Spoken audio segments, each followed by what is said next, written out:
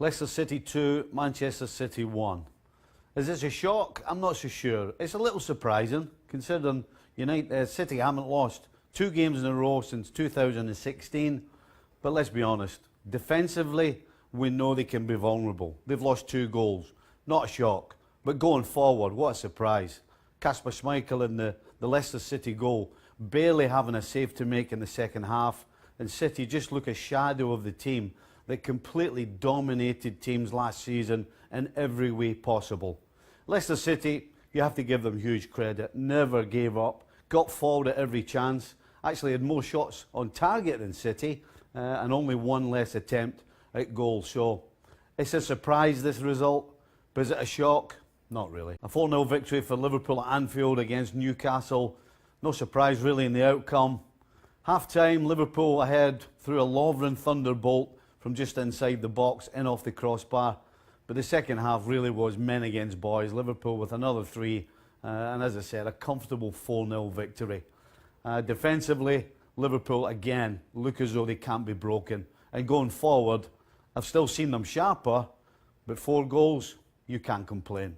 Liverpool, right in the halfway mark of this season, find themselves 6 points ahead, and not of City. It's Tottenham Hotspur. City losing, falling back. Liverpool absolutely in the driving seat. The juggernaut right now is still rolling along.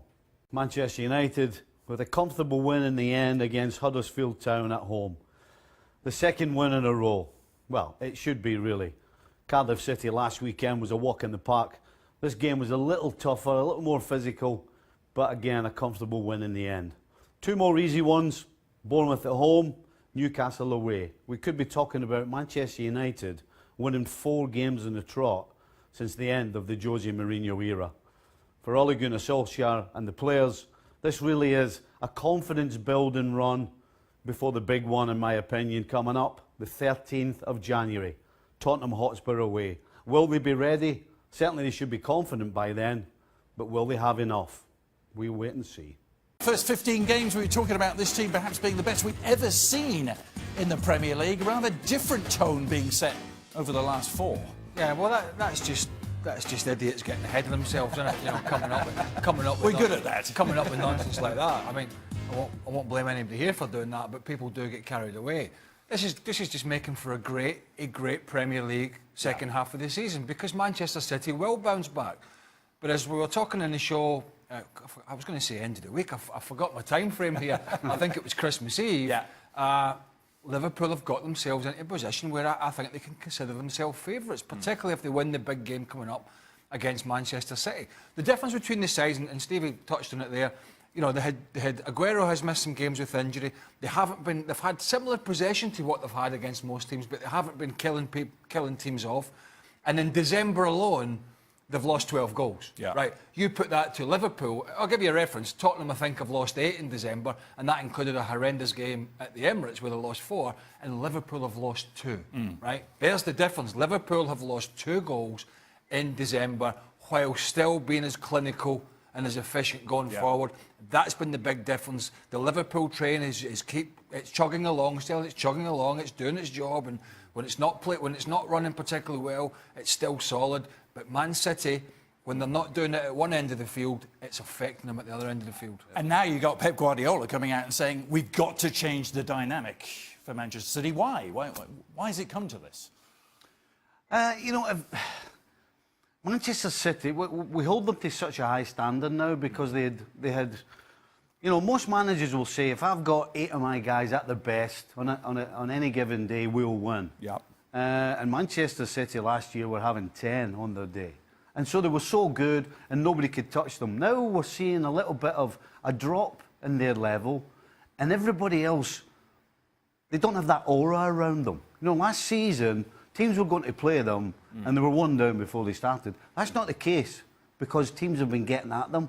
Teams are more confident against them. They don't sit back and let them play, because if you do that, they can hurt you. Yeah. So, a combination of all those things, now Man City are being asked questions. And right now, they don't have any answers for them. In just 3 short weeks now, 8-11 on Manchester City now. You can almost get 2-1 on them, with Spurs still the outsiders at 8-1. Well, you talk about Christmas and New Year being huge. You think about the next 2 games for Liverpool, Right. Arsenal and Manchester City. Yeah. I mean, bearing in mind where they are and where City are, I mean, Arsenal are fighting for the top 4. That's all they're fighting for. They've never been in the title race, but they could affect the title race. But when we talk about huge fixtures coming with little rest in between and such a busy schedule, you've got a chance not to kill Man City off, but to really put them up against it. And so it's going to be huge for Liverpool. But I tell you what, talking about Alisson and Van Dijk, it didn't seem it at the time, but the best thing that could have happened to Liverpool was the sale of Philip Coutinho and getting all that money. Who would have thought that?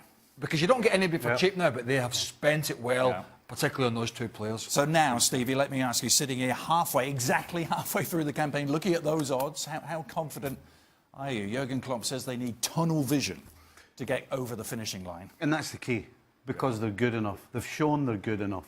I mean, you don't go so many games undefeated unless you know what you're doing. And you don't have so many clean sheets unless you actually know what you're doing defensively as well. And Fergie's the man that said it.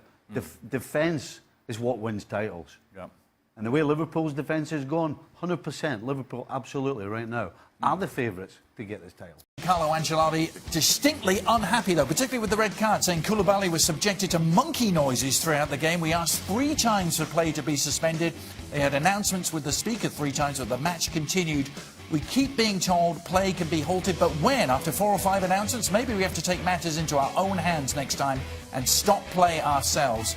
They'll probably make us lose the game if we walk off, but we're prepared to do it.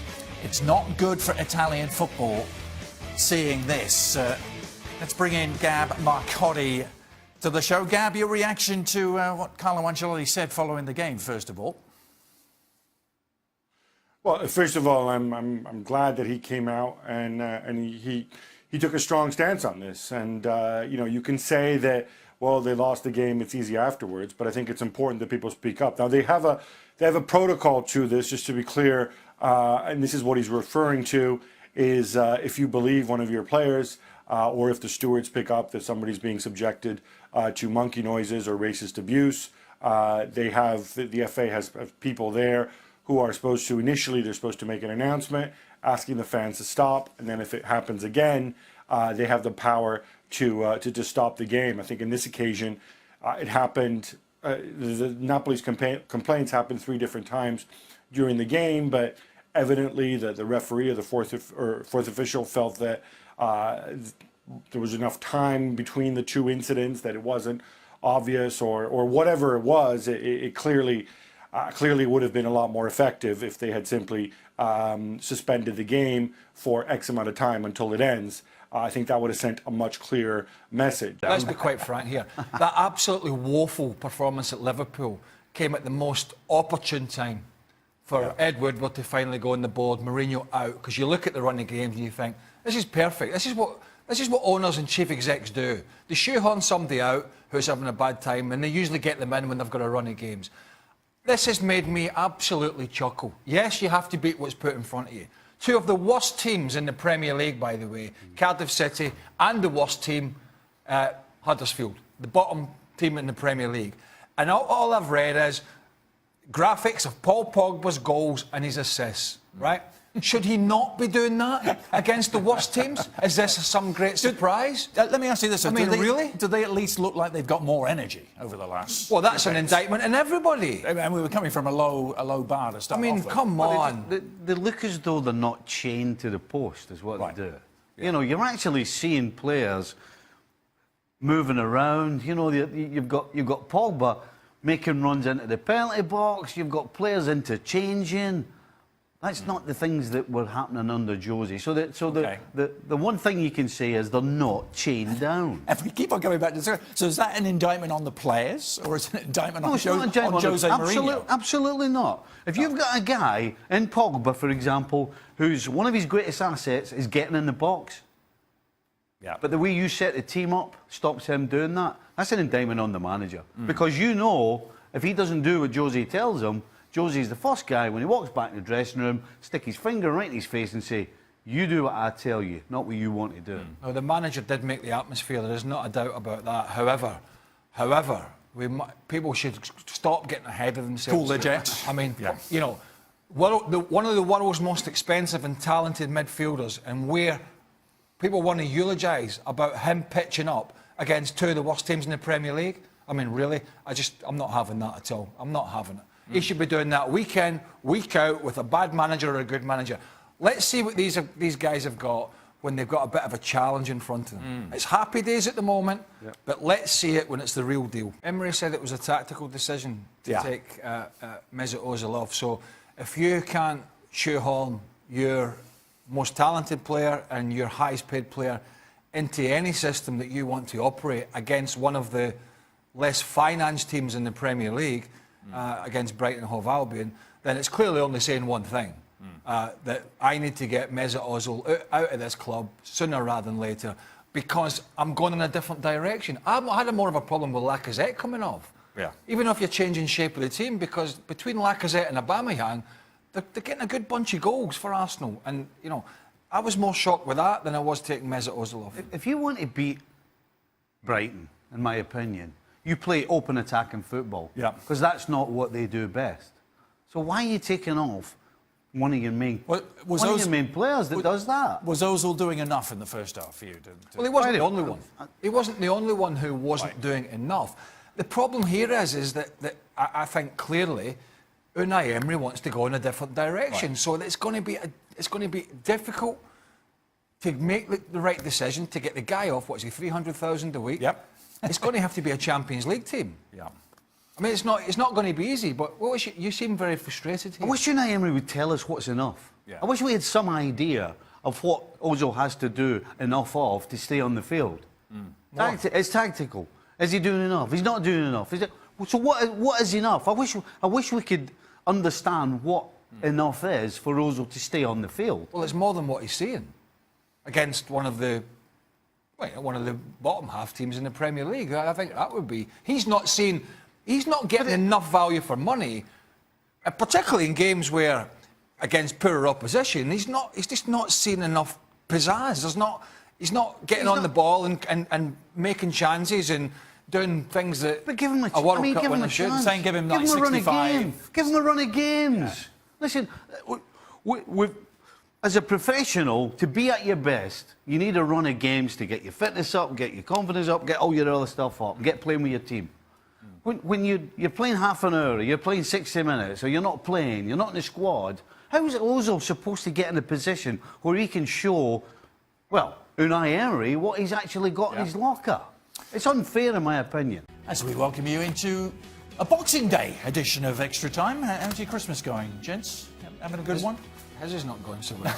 You're feeling a little dodgy, I feel. Overdid it just a tad? Oh, aye, big tad. Just a big tad. Blaming the food. Blaming Yeah, I must have a dodgy Montica or something like that. Gab Marcotti is also with us, and I'm glad he is, because we are, first of all, directed by Chris towards some Scottish slang.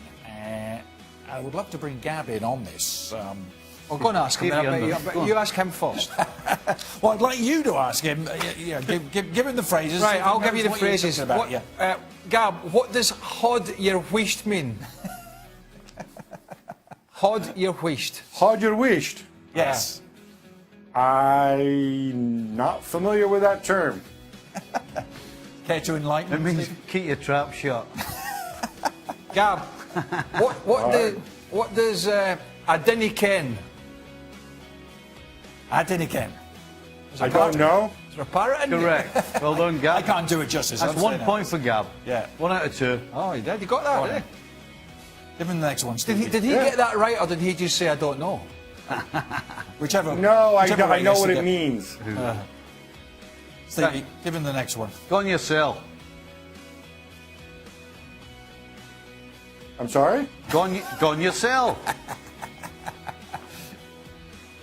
Go on your cell, I big have no man. idea. Go on yourself, big man. What does it mean? Well done. Well done, Go big on. man. Go on yourself. Go on your cell. Go on Well yourself. done. I like this next one, Craig. All right, thank you. Thank you very much. What? Go on. Go on. You read it in your best Scottish accent. Your bums out the windy. You from Newcastle? What was that? Your jaws. Your bums out the Actually, the windy. better one. The better one that means the same as your teaser. Your teaser. All right. And that doesn't mean your tee's out.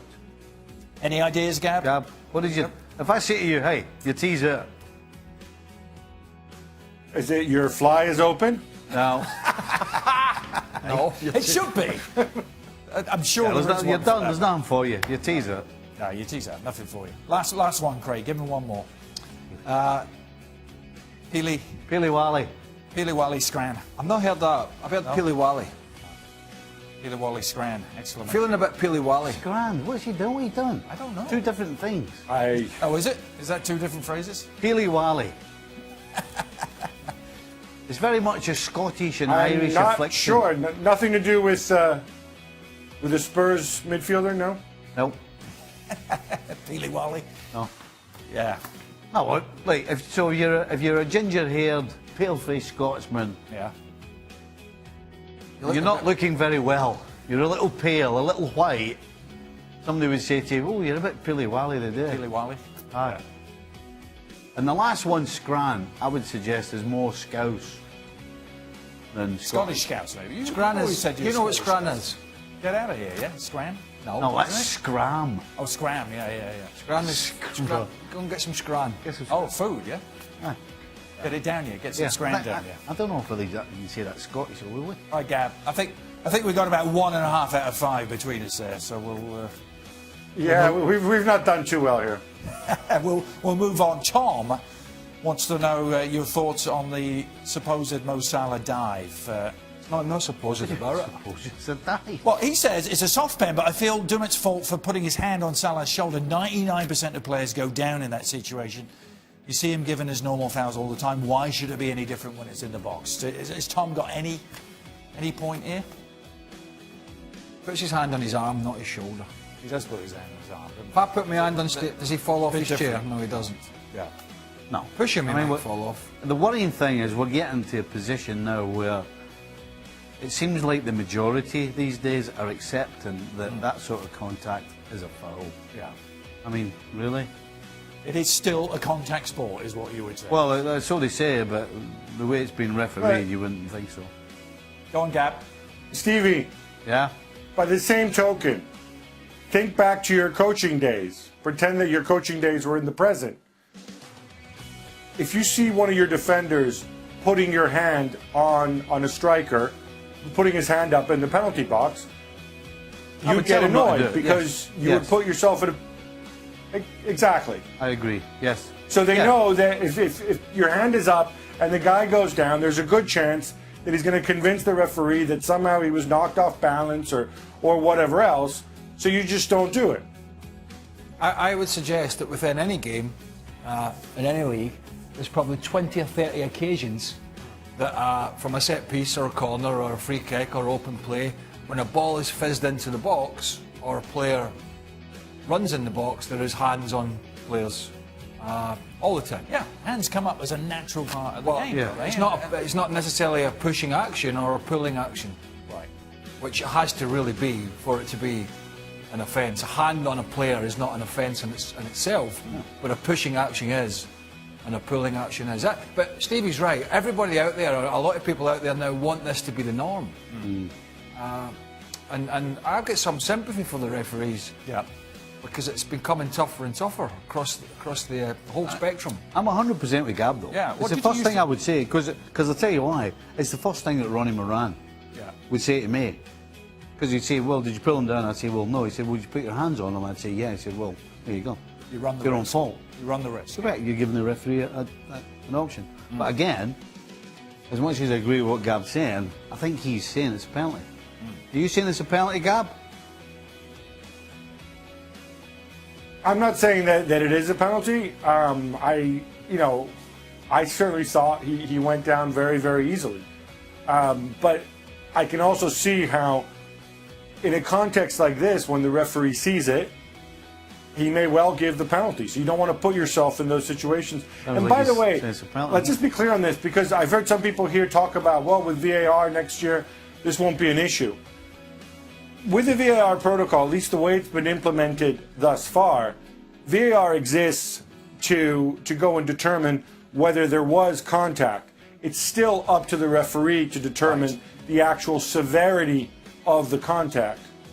Yeah, still very much the referee's. Well, it's always interpretation. subjective when there's contact. So you know it's never black and white. It's Just tilted too far one way. Right. Well, it would be interesting though if any penalty will be reviewed. Would they have gone back and listen, when change VAR comes in, the decision? when VAR comes in across the board one day, and it probably will, we'll still be talking about all the incidents, Right. because there's still a human element. Still across don't the get them board, all so- right. No. Gab, I'll go to you first. We'll finish up with this one. Love to hear your response to this. Is it now safe to say that Manchester United have a good chance of beating PSG in the Champions League if they continue with these kind of performances? Gab, have at it. Cardiff and Huddersfield. Oh, God. Look, Manchester United have a chance to beat Paris Saint-Germain. They would have had a chance if Mourinho had still been there. They would have had a chance if they'd kicked off 10 minutes after that Liverpool game, okay? The reality is, obviously now the players are happier when you've got, Pogba scoring from that far out. Anything can happen. This is a team with very, very good players. But Paris Saint-Germain, I think, are still the favourites because they've got a manager who's been there all year. They're actually a better drilled unit. I think I'm right in saying that, they lost to Liverpool and the rest of the time they've been pretty darn good. So PSG remain the favourites. But you know what? This game's not being played for another couple months. Ask me closer to the time and I'll give you percentages. That is the problem, isn't it? It's a good 6-7 weeks away. Listen, Yeah. I've seen teams in lower leagues go to Premier League teams in a cup competition and win. Anything is possible. But because you beat two of the worst teams in the Premier League, the roses are not all of a sudden sprouting out the garden again.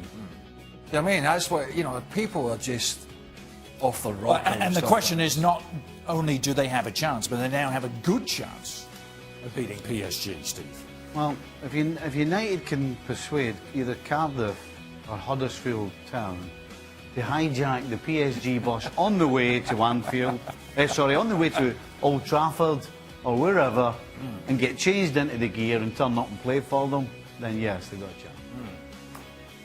Tough crowd. Tough crowd. Stevie, come on now. Look. Calm. It's It's the okay. thing It's a about slight Manchester- exaggeration. Come on, calm down. This No, is no, extra. no, but this is look- extra time. It's not question time at Parliament. No, I would say about Manchester United, and it's just the nature and the makeup of the squad. Over two legs, you guys know this. You guys have been there. If you have a goalkeeper who gets hot and starts performing miracles, and De Gea can do that and does do it on a regular basis, and you've got people who can score goals out of nothing, and Pogba can certainly do that, and Marcel can do Good that, day. and Rashford I can don't do know who that. decided this, but that's a great decision. You've been cut off in your prime, I'm afraid. There you go. We will return to this discussion, I'm sure. ESPN FC Crowd's gone. available every day on Plus. Hope your stomach gets better, Steve. Tomorrow. Cab, can you turn the light out and you wear it?